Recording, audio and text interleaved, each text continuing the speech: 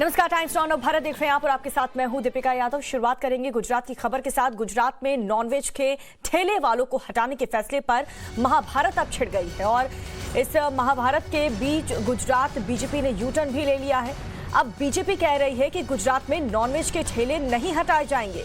Gujarat BJP अध्यक्ष CR Patil का कहना है कि ठेले लगाने का उनका अधिकार है और गुजरात सरकार का ऐसा कोई भी फैसला नहीं है कि नॉनवेज के ठेले हटाए जाएंगे। और इतना ही नहीं, बीजेपी की ओर से मंत्री, स्थानीय पार्षद और बाकी नेताओं को इस तरह के बयान देने से दूर रहने की सूचना भी दी है।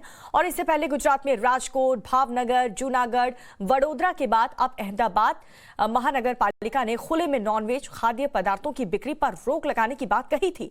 अब इस फैसले के बाद से ठेले वाले काफी ज्यादा आक्रोश में हैं और दूसरी तरफ कांग्रेस ने भी बीजेपी पर ऐसे फैसले लेकर ध्रुवीकरण करने का आरोप लगाया है।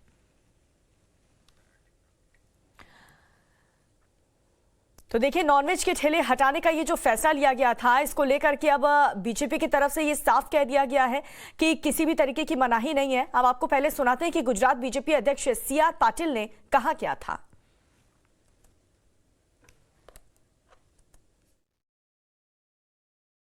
पूरे देश में दो प्रकार के लोग हैं, जो वेज और नॉनवेज दोनों को लेते हैं और उनका अधिकार है, उसको कोई रोक नहीं सकता।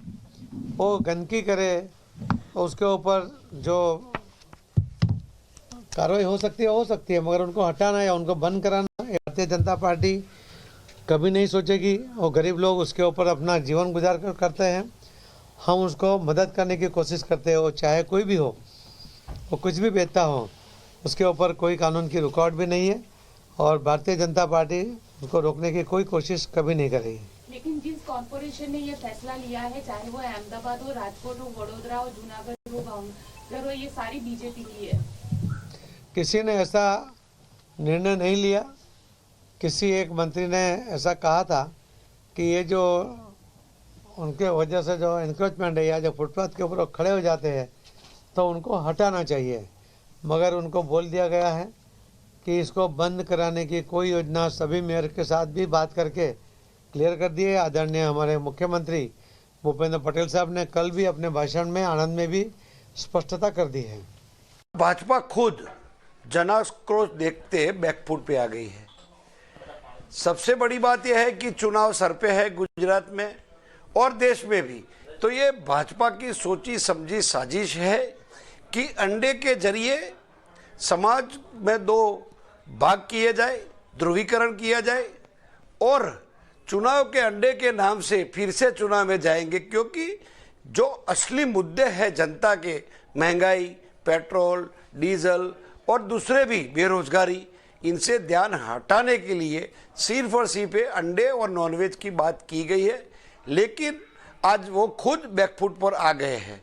ये कॉन्स्टिट्यूशनल स्टैट्यूटरी राइट है नागरिक का, इस देश का, कि किसको क्या खाना, कहाँ रहना, क्या पहनना, कौन सी भाषा बोलना, ये तो बंधारण में या तो फिर कॉन्स्टिट्यूशन ने दिया हुआ राइट है। तो सवाल यह है कि ये भाजपा पूरे समाज का ध्रुवीकरण करने जुटी है, लेकिन फिर से बैकफुट पे आ गई है। और ज्यादा जानकारी के साथ मेरे वरिष्ठ सहयोगी अमित जुड़ चुके हैं। अमित, देखिए, जिस तरीके से भारतीय जनता पार्टी ने क्लैरिफाई कर दिया कि खाने पीने की चीजों को लेकर के कंट्रोल नहीं करेगी बीजेपी, ये हर किसी का हक है, अधिकार है, लेकिन विपक्ष अब कह रहा है कि बीजेपी बैकफुट पर आ गई। देखिए, बिल्कुल जिस तरह से ये मामला सामने आया, वडोदरा, राजकोट, उसके बाद की मैं बात करूं भावनगर, जूनागढ़ जैसी महानगर पालिकाएं, और उसके बाद में सीधे अहमदाबाद महानगर पालिका पे जब ये विषय आना था तो स्वाभाविक तौर से ये बात तय थी कि ये विवाद बड़ा होगा और स्वाभाविक तौर से बीजेपी को एक्शन में आना होगा। लेकिन जैसे ही ये अहमदाबाद में इंप्लीमेंट हुआ, उसके बाद से लगातार विरोध के शोर जो है वो शुरू हो गए और बीजेपी के प्रदेश अध्यक्ष CR पाटिल को कल एक पत्रकार परिषद में ये कहना पड़ा कि भारत, और हिदायत भी उन्होंने दी भारतीय जनता पार्टी के जो मंत्री हैं, उसके साथ में सरकार के जो मंत्री हैं, विधायक हैं, पार्षद हैं, स्थायी समिति के अध्यक्ष हैं, सभी लोगों को सूचना दी है कि अब ये इस तरह से बातें ना करें इस विषय को लेकर। कांग्रेस का ये भी कहना है कि अब बीजेपी ध्रुवीकरण की राजनीति कर रही है।